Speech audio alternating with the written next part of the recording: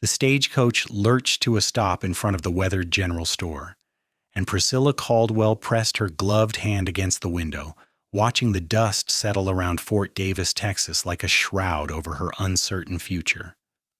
The year was 1878, and she had traveled nearly 2,000 miles from Philadelphia to marry a man she had never met, carrying nothing but a worn carpet bag and secrets that clawed at her mind every time she closed her eyes.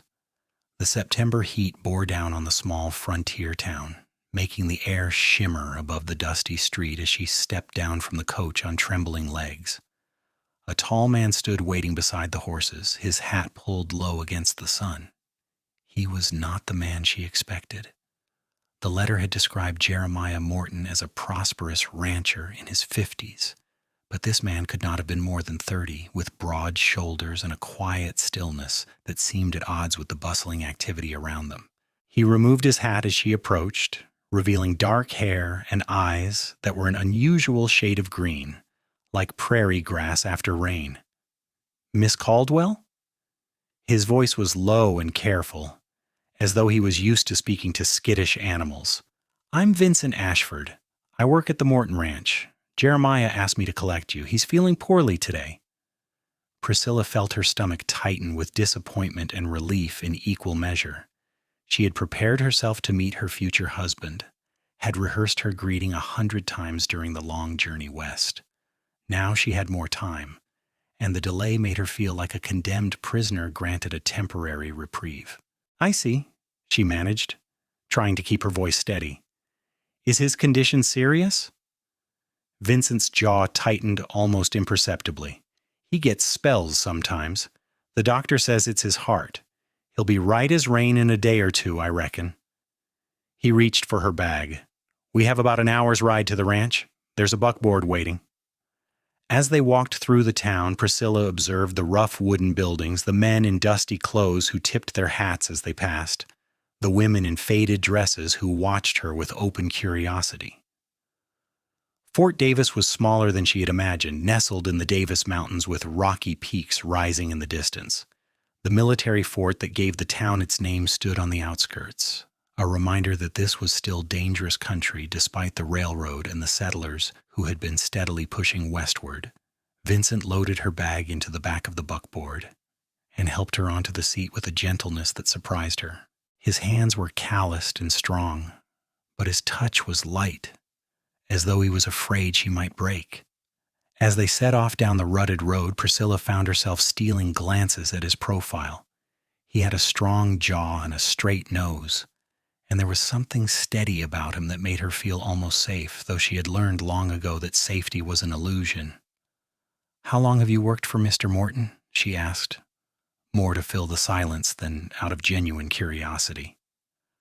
"About 8 years now. I came out here when I was 21 looking for work. Jeremiah gave me a chance when nobody else would."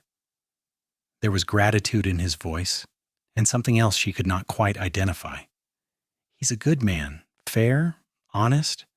You'll be well cared for." The words should have comforted her, but they only made her chest tighten. She wondered what Vincent would think if he knew why she had agreed to travel halfway across the country to marry a stranger. She wondered if he could see the damage in her, the way some people seem to sense weakness, like wolves scenting blood. The ranch appeared after they had been riding for nearly an hour, a sprawling collection of buildings with a large house at the center. It was built of adobe and wood with a wide porch that wrapped around the front. Cattle dotted the hillsides in the distance, and she could see several men working near the barns. Everything looked solid and permanent, so different from the cramped boarding house where she had spent the last 3 years of her life. Vincent helped her down from the buckboard and carried her bag to the porch. An older woman emerged from the house, wiping her hands on her apron. She had steel gray hair pulled back in a severe bun and sharp blue eyes that took in every detail of Priscilla's appearance in a single glance. "This is Marta Hanson," Vincent said. "She keeps the house for Jeremiah. Marta, this is Miss Caldwell." "Welcome," Marta said, though her tone was more assessing than welcoming. "Mr. Morton is resting in his room. The doctor was here this morning and said he needs quiet. I've prepared the guest room for you on the second floor. You must be exhausted from your journey." Priscilla followed Marta into the house, aware of Vincent's eyes on her back as she climbed the stairs. The guest room was simple but clean, with a narrow bed covered in a colorful quilt and a washstand in the corner. A single window looked out over the ranch yard, and she could see Vincent unhitching the horses from the buckboard, moving with practiced efficiency. "Dinner is at 6, Marta said. "I'll bring water for washing. Do you need anything else?" "No, thank you. You've been very kind." Marta's expression softened slightly. "It's not easy coming to a strange place, but you'll find your footing. Get some rest." After Marta left, Priscilla sat on the edge of the bed and allowed herself to shake. The journey was over. She was here, and there was no going back. She thought of Philadelphia, of the small room where she had lived with the constant fear gnawing at her insides. She thought of the advertisement she had seen in the newspaper seeking a bride for a Texas rancher. She had responded the same day, lying about her past, creating a version of herself that seemed respectable and desirable. Jeremiah's letters had been kind and straightforward. He wanted a wife to care for his home and provide companionship in his later years. He had not asked for love, only honesty and faithfulness. She had promised both, though one was already a lie. That night, she met Jeremiah Morton for the first time. He came down to dinner leaning on a cane, a tall man with white hair and a weathered face that spoke of decades under the Texas sun. His handshake was weak, but his smile was genuine. "Miss Caldwell, I apologize for not meeting you in town. This old body doesn't always cooperate with my plans." He settled into his chair at the head of the table with visible relief. "I hope Vincent made you feel welcome." "He was very courteous," Priscilla said, taking her seat. Vincent was also at the table, along with 2 other ranch hands Jeremiah introduced as Tom and Charlie. It seemed the ranch was run like a family, everyone eating together. The meal was simple but plentiful: beef and potatoes and fresh bread. The men ate with the single-minded focus of men who worked hard for their living. But Jeremiah made an effort at conversation, asking about her journey and her impressions of Texas. Priscilla answered carefully, offering the carefully constructed version of herself she had perfected. She had been a shop girl in Philadelphia. Her parents were dead. She had no other family. All of it was true as far as it went. What she did not mention was the man who had made her life a nightmare for 2 years, or the way she still woke up screaming sometimes, trapped in memories she could not escape. After dinner, Jeremiah asked to speak with her privately in his study. He lowered himself into a leather chair with a grimace and gestured for her to sit across from him. "I want to be frank with you, Miss Caldwell. The doctor tells me my heart is failing. I might have a year, maybe 2 if I'm lucky. I know that's not what you signed up for, and if you want to take the stagecoach back to Philadelphia, I'll pay your fare and give you money for your trouble." Priscilla felt a strange mixture of emotions. Relief that she would not have to share a bed with this stranger. Guilt that she felt relieved. Fear about what would happen to her if she went back. "I don't want to go back," she said quietly. "If you still want me to stay, I'll be your wife. I'll care for you and keep your home." Jeremiah studied her for a long moment. "You're running from something." It was not a question, and Priscilla felt her breath catch. "Yes." "Will it follow you here?" "No. He doesn't know where I went, and he wouldn't come this far even if he did." She hoped that was true. Theodore Whitmore was many things, most of them terrible, but he was not adventurous. Texas might as well be the moon as far as he was concerned. Jeremiah nodded slowly. "Then we won't speak of it again. We'll be married next week, once I'm feeling stronger. In the meantime, you're safe here. No one will harm you under my roof." The wedding took place the following Saturday in the small church in Fort Davis.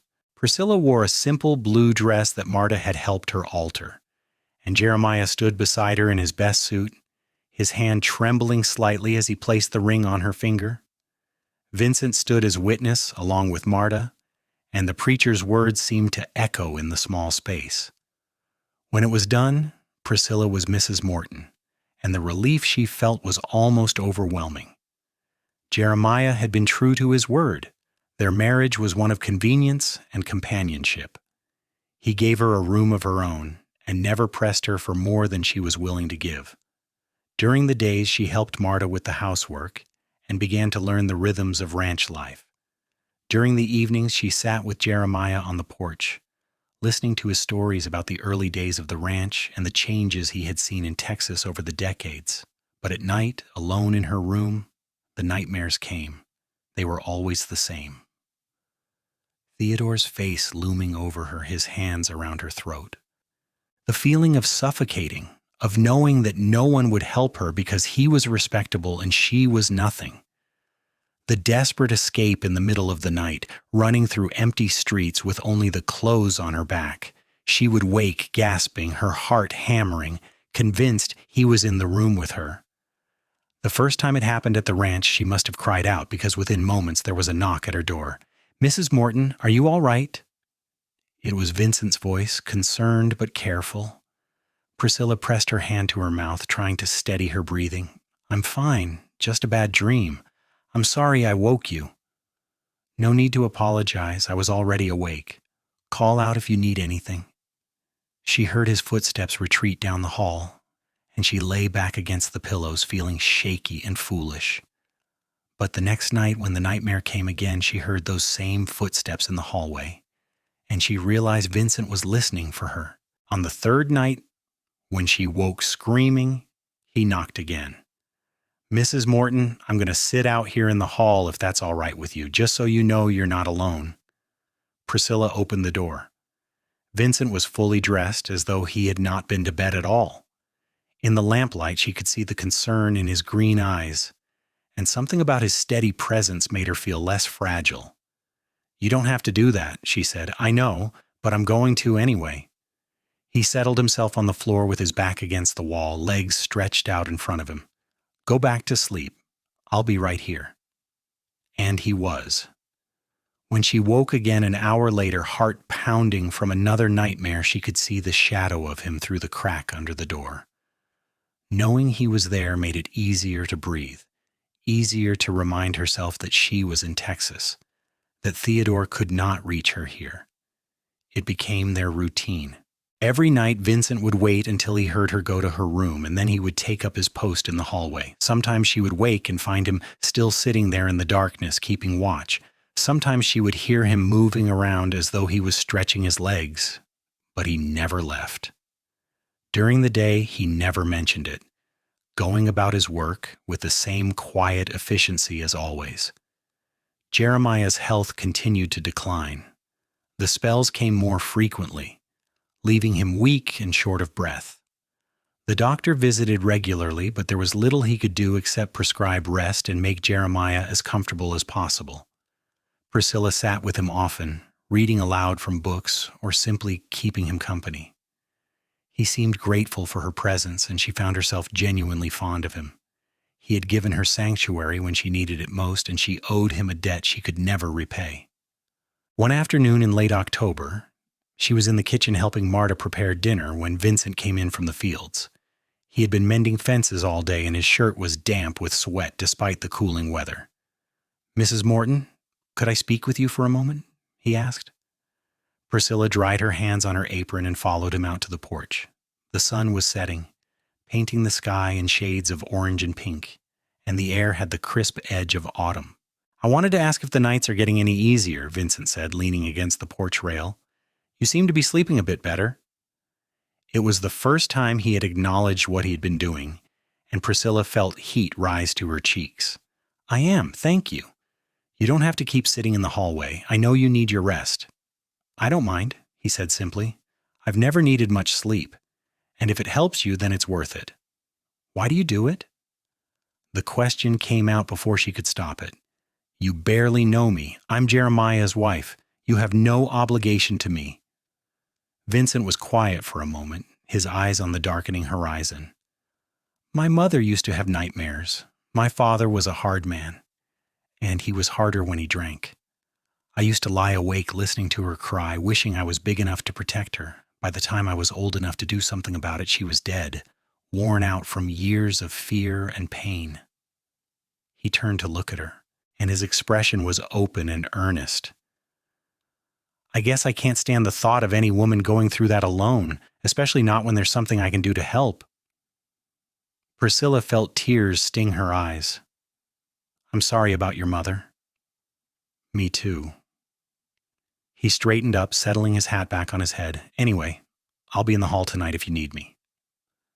As the weeks passed, Priscilla found herself thinking about Vincent more than she should. She noticed the way he moved, economical and graceful despite his size. She noticed how gentle he was with the horses, how patient with the younger ranch hands who sometimes made mistakes.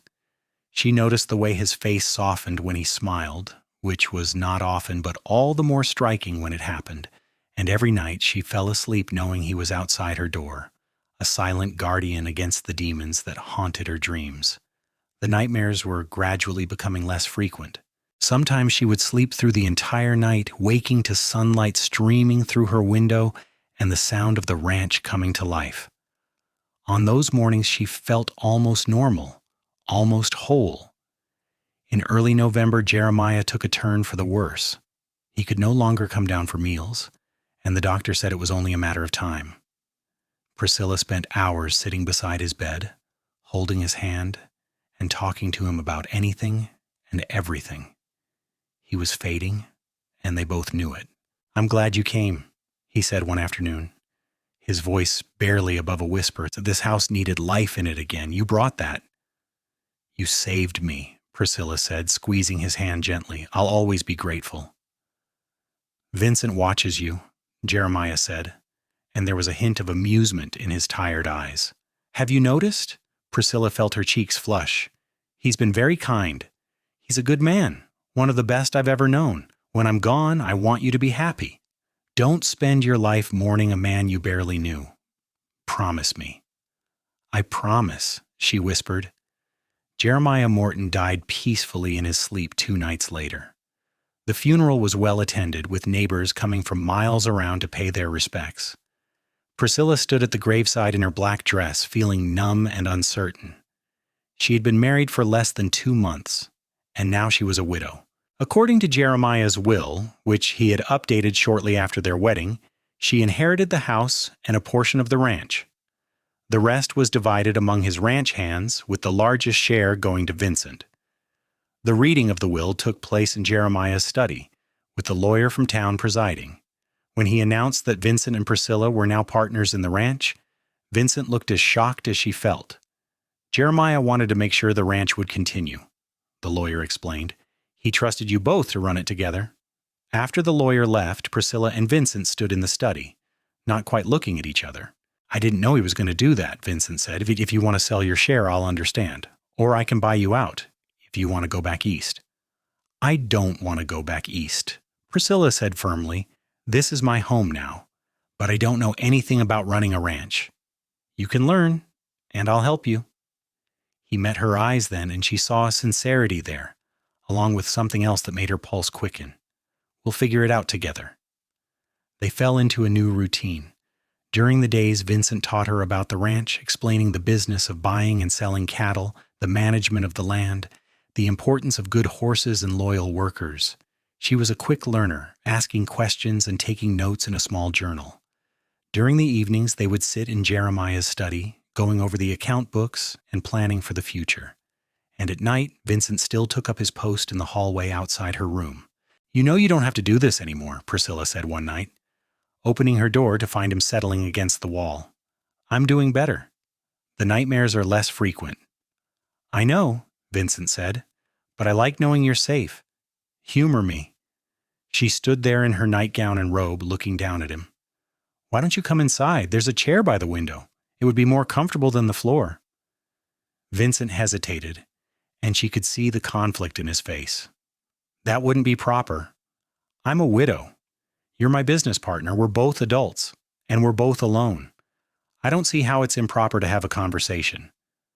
She stepped back, leaving the door open. Please, I'd like the company. After a moment, Vincent stood and entered the room.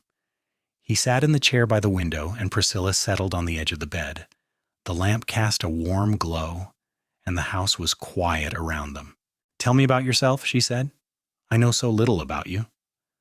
Not much to tell. I grew up in Missouri, left home when I was 21, worked my way west doing odd jobs, landed here and found a place I wanted to stay.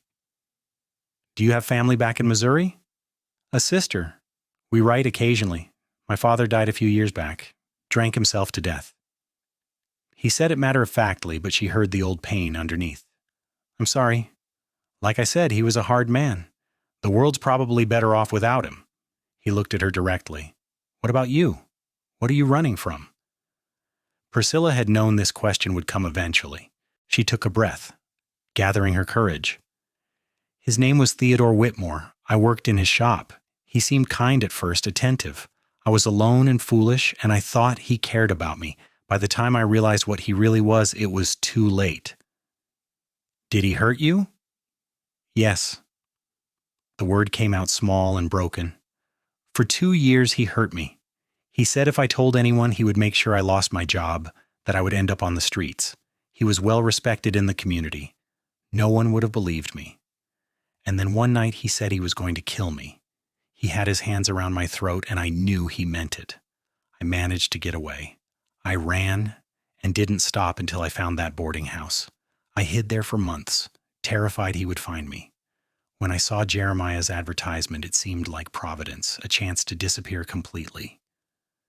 Vincent's hands were clenched on the arms of the chair, his jaw tight. If he ever comes here, I'll kill him. The fierceness in his voice should have frightened her, but instead it made her feel protected. He won't come. Men like Theodore are cowards at heart. He only hurt me because he knew I couldn't fight back.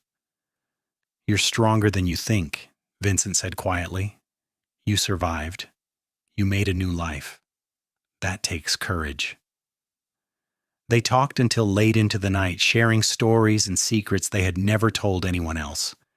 Priscilla learned that Vincent had always wanted his own ranch, but had never thought it would be possible. She learned that he loved this harsh, beautiful country and could not imagine living anywhere else. She learned that he had been in love once with a girl back in Missouri, but she had married someone else when Vincent left home. Do you still think about her? Priscilla asked. Sometimes. But it feels like a different lifetime now, like it happened to someone else.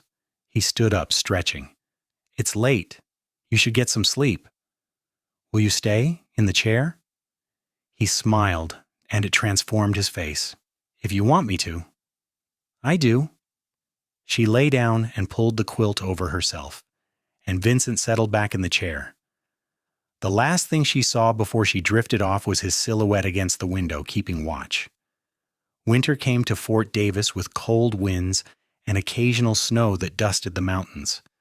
The ranch work slowed, and there was more time for indoor tasks. Priscilla continued to learn the business, and she found she had a head for numbers and organization. She implemented a new system for tracking the cattle, and she negotiated a better price with the buyer in El Paso.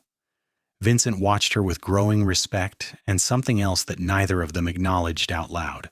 The attraction between them had been building for months, an unspoken current that ran beneath every conversation and every shared glance. Priscilla found herself looking for excuses to be near him, and she noticed that he did the same. When they worked together in the study, she was acutely aware of his presence, the warmth of him, the way his hand would sometimes brush against hers when they reached for the same paper. Christmas came, and Marta prepared a feast. The ranch hands gathered in the house, and there was music and laughter. Priscilla played the piano, a skill she had learned as a child, and Vincent stood beside the instrument, watching her hands move across the keys.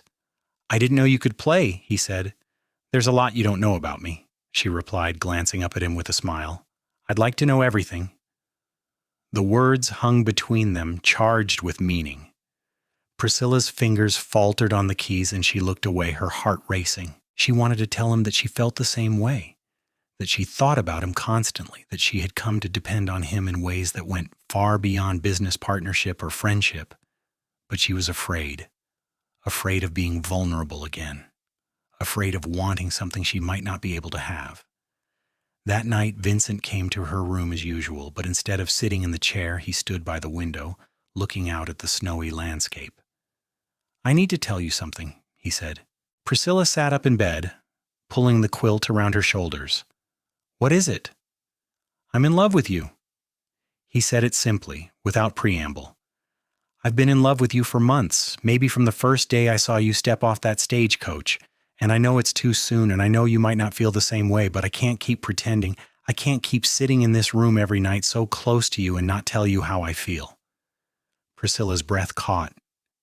"Vincent, you don't have to say anything. I just needed you to know. I'll understand if you want me to stop coming to your room at night. I'll understand if you want to keep things strictly business between us, but I had to be honest with you." She stood up, crossing the room to stand in front of him. In the moonlight streaming through the window, his eyes were dark and intense, fixed on her face. "I'm afraid," she whispered. "I'm afraid of caring about someone again. I'm afraid of being hurt. I'm afraid that I'm too damaged, that I won't know how to love you the way you deserve." "You're not damaged," Vincent said fiercely. "What happened to you was terrible, but it doesn't define you. You're brave and strong and beautiful, and I'll spend the rest of my life proving it to you if you'll let me." "I do love you," Priscilla said, tears streaming down her face. "I love the way you've cared for me, the way you've been patient with me. I love your kindness and your strength. I love that you make me feel safe. I'm just so scared." Vincent reached out slowly, giving her time to pull away, and cupped her face in his hands. His touch was gentle, reverent. "I won't hurt you. I'll never hurt you. And I'll wait as long as you need." She leaned into his touch, closing her eyes. "I don't want to wait anymore. I've spent too much of my life afraid. I want to be happy. I want to be with you." He kissed her then, soft and sweet. And it was nothing like the rough, demanding kisses Theodore had forced on her. This was tender, asking rather than taking, and when she kissed him back, she felt something inside her break open. It was not pain, but release, as though she had been holding her breath for years and could finally exhale. They stood there for a long time, wrapped in each other's arms, and Priscilla felt safe in a way she had never thought possible. When they finally pulled apart, Vincent rested his forehead against hers. "I should go," he said reluctantly. "I don't want people to talk." "Let them talk," Priscilla said. "But you're probably right. Will you come back tomorrow?" "Every night," he promised, "for as long as you'll have me." Over the next few weeks, their relationship deepened. They were careful to maintain propriety in front of the ranch hands and Marta, but everyone could see the change between them. They moved around each other with an easy intimacy, finishing each other's sentences, communicating with a glance. The nightmares continued to fade, and Priscilla realized it was not just because of Vincent's presence, but because she was healing. She was building a life that was her own, surrounded by people who cared about her. In February, on a cold, clear day with the mountains sharp against the sky, Vincent asked her to marry him. They were out riding, checking on the herd in the far pasture, and he drew his horse alongside hers. "I know it hasn't been long since Jeremiah passed," he said, "and I know people might think we're moving too fast, but I don't want to waste any more time. Life's too short and too uncertain. Marry me, Priscilla. Be my wife in truth, not just in name. Let me love you the way you deserve to be loved." Priscilla looked at him, this good man who had shown her what real love looked like, and she felt a surge of joy so intense it almost frightened her. "Yes," she said, "yes, I'll marry you." They were married in March, on the first warm day of spring. The ceremony was held at the ranch, with the preacher from town officiating. Priscilla wore a dress of pale green that brought out the color of her eyes, and Vincent wore his best suit. All the ranch hands were there, and neighbors from surrounding properties, and everyone could see that this was a love match, not a marriage of convenience. That night, for the first time, Priscilla shared Vincent's room. She was nervous, her body remembering old fears, but Vincent was patient and gentle. He kissed away her tears and held her when she trembled, and he showed her that physical intimacy could be beautiful and healing rather than violent and degrading. Afterward, she lay in his arms, feeling whole in a way she had never imagined possible. "I love you," she whispered into the darkness. I love you too, Vincent replied, his arms tightening around her. Always. The years that followed were good ones. The ranch prospered under their joint management. Priscilla proved to have a gift for business, expanding their operations and establishing relationships with buyers across Texas and beyond. Vincent handled the day-to-day running of the ranch, working alongside his men and earning their respect with his fairness and skill. Together they built something strong and lasting. In the spring of 1880, Priscilla gave birth to their first child, a boy they named James. He had Vincent's green eyes and Priscilla's dark hair, and he was healthy and strong. Vincent was a devoted father, patient and playful, and Priscilla loved watching him with their son. She had worried that she would not know how to be a mother, that her own damaged past would somehow affect her ability to care for a child. But motherhood came naturally to her, and she found joy in every milestone and every smile. 2 years later, they had a daughter they named Sarah, and then another son, Benjamin, 2 years after that. The house that had once seemed so empty was now filled with noise and laughter. The children grew up wild and free, learning to ride before they could properly walk, helping with the ranch work as soon as they were able. The nightmares never completely disappeared, but they became rare, surfacing only during times of stress or illness. And when they came, Vincent was always there, holding her until she calmed, reminding her that she was safe, that Theodore Whitmore was a ghost from a past that could not touch her anymore. In 1885, news reached them that Theodore had died. A former acquaintance from Philadelphia had read about it in the newspaper and sent word, thinking Priscilla might want to know. He had been killed in a brawl outside a tavern, drunk and belligerent. The irony was not lost on Priscilla. The man who had terrorized her for years had died in a meaningless fight, his life ending as brutally as he had lived it. She thought his death would bring her some sense of closure or relief, but mostly she felt nothing. Theodore had stopped being real to her years ago. He was a shadow she had outrun, and the confirmation of his death was simply the final closing of a door that had already been shut for a long time. "Are you all right?" Vincent asked that night as they sat on the porch watching the sunset. The children were playing in the yard, their voices carrying on the warm evening air. "I'm fine," Priscilla said, and she meant it. "I feel like I should feel something, but I don't. Is that wrong?"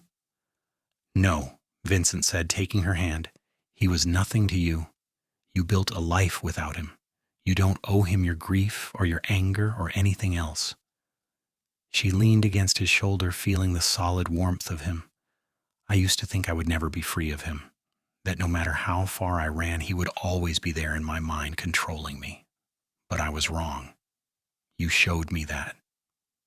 "You freed yourself," Vincent said. "I just stood beside you while you did it." As the years passed, the ranch continued to grow. They bought adjoining property and expanded their herd.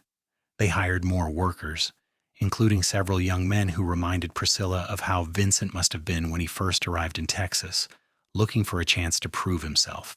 They built a schoolhouse on the property so their children and the children of the ranch workers could be educated. They became pillars of the Fort Davis community, known for their generosity and their integrity. In 1890, when Priscilla was 36 and Vincent was 38, they celebrated their 10th wedding anniversary with a party at the ranch. The house and yard were filled with people, friends and neighbors, and everyone who had been part of their lives over the decade. The children ran wild with their friends, and there was music and dancing and more food than anyone could eat. As the sun set and lanterns were lit, Vincent led Priscilla away from the crowd to the porch where they had shared so many quiet conversations over the years. The sound of laughter and music drifted around them, but they felt like they were in their own private world. "Do you remember the night I told you I loved you?" Vincent asked. "I remember everything about that night," Priscilla said. "I remember being terrified and hopeful at the same time. I remember thinking that I didn't deserve to be happy, but wanting it anyway." "And are you happy?" She looked up at him, at the face she knew as well as her own, at the eyes that still looked at her with the same love and devotion they had held a decade ago. I'm happier than I ever imagined possible. You gave me a life, Vincent, a real life, full of love and purpose and joy. You and the children are everything to me. You gave me the same thing, Vincent said. I was just existing before you came. You made me want to be better, to do better. You made me believe I deserved something good. They kissed as the stars came out overhead, surrounded by the sounds of their family and friends celebrating. It was a perfect moment, the kind that Priscilla had once thought only existed in stories. But this was her story now, her life, and it was more beautiful than any fiction. The children grew up strong and capable. James inherited his father's quiet strength and his mother's business sense. He took over more of the ranch management as he got older. Working side by side with Vincent, Sarah was spirited and independent with a gift for working with horses that amazed everyone. Benjamin was the dreamer of the family, always with his nose in a book, but he also had a deep love for the land and a keen understanding of the natural world. In 1895, when James was 15, a group of bandits tried to rustle cattle from the southern pasture. It was a dangerous situation, and there was a tense standoff before the sheriff and his deputies arrived from town. No one was seriously hurt, but the incident reminded Priscilla that the West, while more settled than it had been when she arrived, was still a place where violence could erupt without warning. That night, she had a nightmare for the first time in months, but it was different this time. Instead of Theodore, she dreamed about the bandits threatening her children. She woke gasping, and Vincent was immediately awake beside her. "The children," she said. "Are they safe?" "They're fine. They're all asleep in their rooms. We have men watching the property. Everyone is safe." He pulled her close, his voice soothing. "It's over, Priscilla. The bandits are in jail. No one is going to hurt our family." She clung to him, feeling the old fear trying to reassert itself, but also feeling her own strength pushing back against it. She had survived Theodore. She had survived the journey to Texas and the uncertainty of her early days here. She had built a life and a family. She was not the frightened girl who had stepped off the stagecoach all those years ago. She was a woman who knew her own worth, who had people depending on her, who had power and agency over her own life. "I'm all right," she said, pulling back to look at Vincent. "I'm all right. The nightmare just caught me off guard." "You're allowed to be scared sometimes," Vincent said. "Being strong doesn't mean never being afraid. It means feeling the fear and living your life anyway." She smiled at him. This man who knew her better than anyone, who had seen her at her worst and loved her anyway. "When did you get so wise?" "I had a good teacher," he replied, kissing her forehead. The years continued to pass in a blur of seasons and celebrations and the ordinary moments that made up a life. Graduations and weddings and births and deaths, all woven together into the tapestry of their family history. The ranch remained successful, weathering droughts and market downturns through careful management and the sheer determination of everyone who worked there.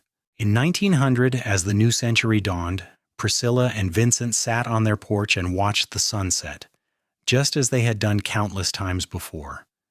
They were both in their mid-40s now, their hair touched with gray, their faces lined with years of sun and wind and laughter, but the love between them was as strong as ever, tempered and deepened by time. "Do you ever think about how different your life would have been if you had never gotten on that stagecoach?" Vincent asked. Priscilla considered the question. "Sometimes.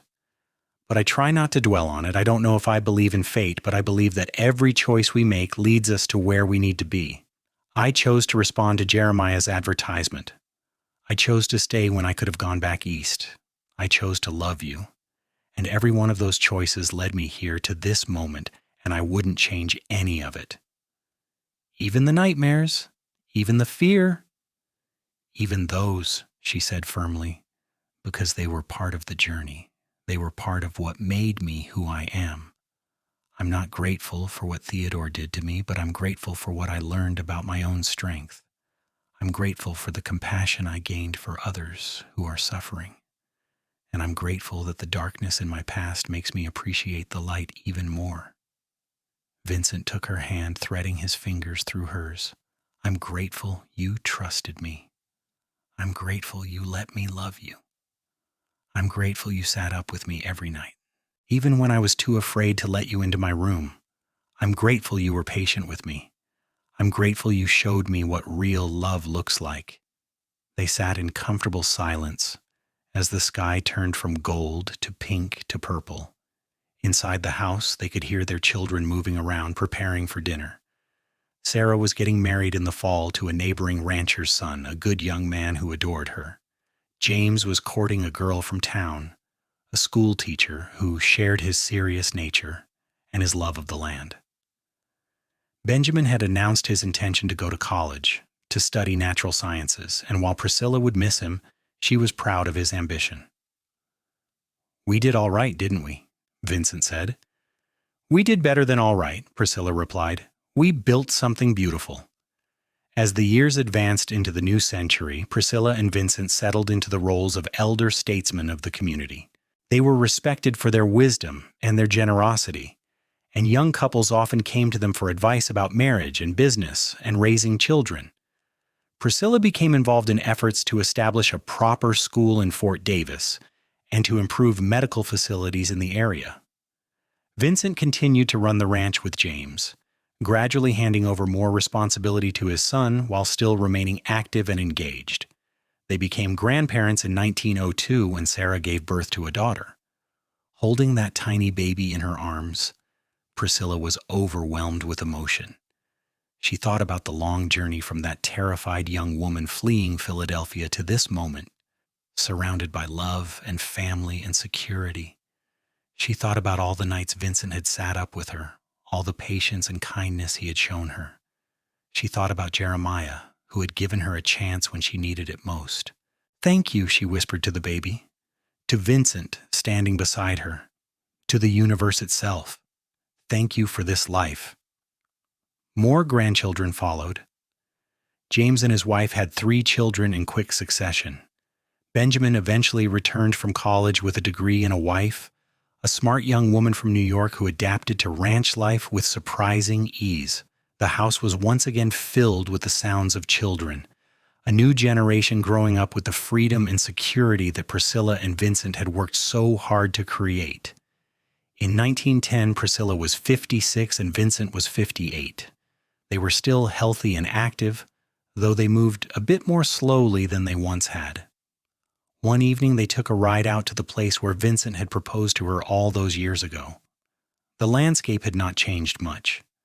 The mountains still rose against the sky, and the grass still whispered in the wind. Do you remember what I said to you here? Vincent asked. You said life was too short and too uncertain to waste time. You said you wanted to love me the way I deserved to be loved. And have I? He asked. Have I loved you the way you deserve? Priscilla turned in her saddle to look at him fully. You've loved me better than I ever dreamed possible. You've been my partner, my protector, my best friend. You've given me a family and a home and a life full of meaning. You've loved me through nightmares and fears and doubts. You've loved me on ordinary days and extraordinary ones. You've loved me perfectly. Vincent's eyes were bright with unshed tears. You've given me everything, Priscilla. Everything that matters. I was a man without roots before you, drifting from place to place. You gave me a reason to stay. You gave me purpose and joy. You made me better than I ever thought I could be. They dismounted and stood together in the fading light, holding each other as they had held each other through 3 decades of marriage.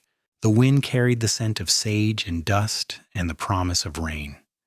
In the distance, they could see the lights of the ranch house, where their family waited for them. I want to grow old with you, Priscilla said. I want to sit on that porch when we are ancient and gray and watch our great-grandchildren play in the yard. I want to fall asleep beside you every night for the rest of my life. I want forever with you, Vincent. You have it, he promised. Forever and then some. The years that followed were gentler, slower. Priscilla and Vincent gradually stepped back from the day-to-day operations of the ranch, content to let their children and grandchildren take over. They spent their time reading and writing and enjoying the simple pleasures of each other's company. They traveled occasionally, visiting San Antonio and even making one memorable trip to San Francisco, but they were always glad to return home to Fort Davis and the ranch that had been the center of their lives for so long. The nightmares were gone entirely now. Priscilla could not remember the last time she had dreamed of Theodore, or those terrible years in Philadelphia. Her dreams, when she remembered them, were peaceful. Gardens full of flowers, children laughing, Vincent's face in the sunlight. Sometimes she dreamed of flying over the mountains, free and weightless, and she would wake feeling happy and refreshed. In 1920, they celebrated their 30th wedding anniversary with a large party, just as they had celebrated their 10th and 20th. The ranch was crowded with people. Multiple generations gathered to honor the couple who had built so much. Priscilla wore a dress of silver silk, and Vincent wore a suit that fit him just as well as it had 3 decades earlier. They danced together as the sun set, moving slowly to the music, content in each other's arms. "I've been thinking," Vincent said as they danced, "about how I used to sit in the hallway outside your room all those years ago. About how I would listen for your nightmares so I could be there when you needed me." "I remember," Priscilla said. "I remember thinking how strange it was that this man I barely knew would care so much about my well-being. I remember being afraid to trust it, afraid it was too good to be true." "But it was true," Vincent said. "It is true. And I would do it again in a heartbeat. I would sit in that hallway every night for the rest of my life if that is what you needed." "I know you would," Priscilla said, resting her head against his shoulder. "That is why I love you. Not just because you were willing to do it, but because you understood that I needed someone to show me that love could be patient and kind and selfless. You taught me that I deserved to be cared for. You taught me that I was worth protecting." They continued to dance as their family and friends watched, smiling at the sight of the couple who had become a legend in Fort Davis. Everyone knew their story, how the mail-order bride had arrived with nightmares, and how the cowboy had sat up with her every night until she healed. It was a love story people told their children, an example of patience and devotion and the transformative power of genuine love. As Priscilla and Vincent entered their 60s and then their 70s, they remained devoted to each other.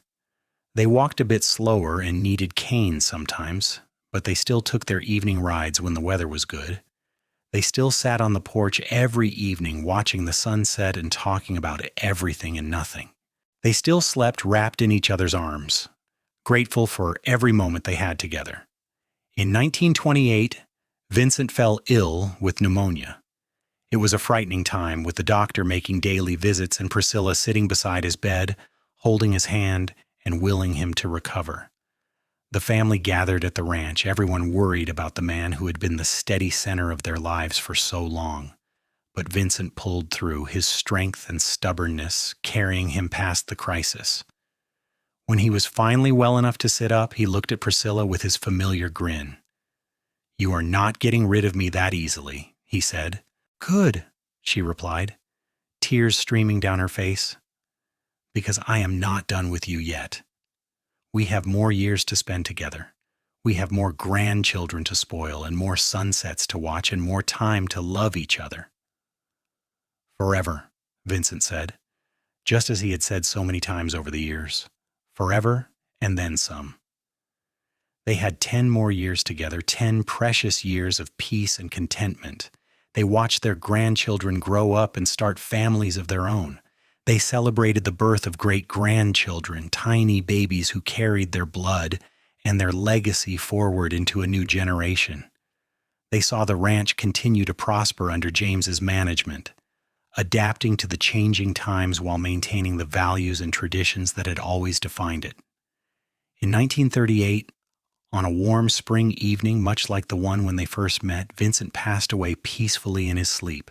He was 90 years old, and he died in the bed he had shared with Priscilla for nearly 50 years, his hand held in hers.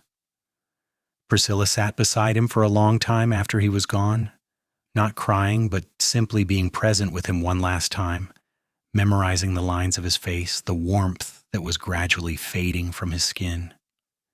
"Thank you," she whispered to him. "Thank you for sitting up with me. Thank you for loving me. Thank you for giving me a life worth living. I will carry you with me every day for the rest of my life." The funeral was enormous, with people coming from across Texas to pay their respects. Vincent had been a fixture of the community for nearly 60 years, and everyone had a story about his kindness or his integrity or his quiet strength. Priscilla stood beside his grave with her children and grandchildren and great-grandchildren around her, and she thought about the young cowboy who had met her at the stagecoach so long ago, who had seen past her fear to the woman she could become. Priscilla lived for 4 more years after Vincent's death. She remained active and engaged, still offering advice to her children and taking an interest in the ranch's operations, but everyone could see that a part of her was waiting, ready to be reunited with the man who had been her partner for more than half a century. She died in her sleep on a cold January night in 1942 at the age of 88. Her last words spoken to Sarah, who was sitting with her, were, "Tell him I'm coming, tell Vincent I'm on my way." They were buried side by side on a hill overlooking the ranch, their graves marked with simple headstones that bore their names and the dates of their lives. The epitaph on Priscilla's stone read, "She survived the darkness and found the light." The epitaph on Vincent's read, "He sat up with her every night." Their story became part of the history of Fort Davis, told and retold through the generations. The ranch continued under the management of their descendants, a testament to everything they had built together. And on quiet evenings, when the wind whispered through the grass and the sunset painted the sky in shades of gold and pink, some people said they could still feel the presence of the mail-order bride and the cowboy, watching over the land and the family they had created, their love enduring long past the boundaries of mortal life. The nightmares that had once defined Priscilla's existence were forgotten, replaced by the reality she and Vincent had built together. A reality of love and family and belonging. A reality where patience and kindness triumphed over fear and pain. A reality where a man's willingness to sit up with a woman every night became the foundation for a love that lasted a lifetime and beyond. Their great-grandchildren grew up hearing stories about them, about the young woman who arrived in Texas carrying terrible secrets and the cowboy who had loved her through her healing. They learned that real love was not just passion and romance, though those things had their place. Real love was showing up every day. Real love was patience when patience was needed. Real love was sitting in a hallway outside a closed door, keeping watch through the long dark hours, waiting for the moment when that door would open and let you in. And that love, that steadfast, enduring love, became the legacy that defined the family for generations to come. In a world that often seemed harsh and unforgiving, the story of Priscilla and Vincent reminded everyone that gentleness and compassion and unwavering devotion could change everything, that broken things could be mended, that frightened hearts could learn to trust again, that nightmares could give way to peaceful dreams. The ranch stood as a monument to their lives, the buildings and corrals and fences maintained and improved by each new generation. The house where they had lived and loved and raised their family remained the heart of the property, full of photographs and mementos that told the story of their remarkable journey together. And on the porch, where they had spent so many evenings watching the sunset, their descendants continued to gather, sharing meals and stories and laughter, carrying forward the values and traditions that Priscilla and Vincent had established so long ago. In the end, their story was a simple one, stripped of pretense and complication. A woman had been broken by cruelty and fear. A man had chosen to sit with her in her darkness, offering his strength and his patience and his love. Together they had built something beautiful and lasting, something that transcended their individual lives and became part of the fabric of the community they called home. They had proved that love, real love, was not about grand gestures or dramatic declarations. It was about showing up. It was about staying. It was about sitting in a hallway night after night, keeping watch while the person you loved learned to heal. That was the true legacy of Priscilla Caldwell and Vincent Ashford. Not the ranch they built, or the children they raised, or the years they spent together, though those things mattered. Their real legacy was the example they set, the proof they offered that even the deepest wounds could heal given time and patience and genuine love. They showed that nightmares did not have to be forever, that the past did not have to define the future, that broken people could become whole again if they found someone willing to sit with them through the darkness and wait for the dawn. And so their story lived on, passed down through generations, a testament to the transformative power of love and the enduring strength of the human spirit. In a landscape that could be harsh and unforgiving, they had created a sanctuary. In a time that often valued strength over gentleness, they had shown the courage required for true compassion. They had taken fear and pain and transformed it into love and joy and a family that would carry their memory forward for generations to come. The mail-order bride who had arrived in Fort Davis with nightmares and the cowboy who had sat up with her every night had found something rare and precious in each other. They had found healing. They had found home. They had found a love that would echo through time, a love story that would inspire everyone who heard it to believe that no matter how dark the night, morning always comes. And when it does, it is infinitely sweeter for having someone beside you who refused to let you face the darkness alone.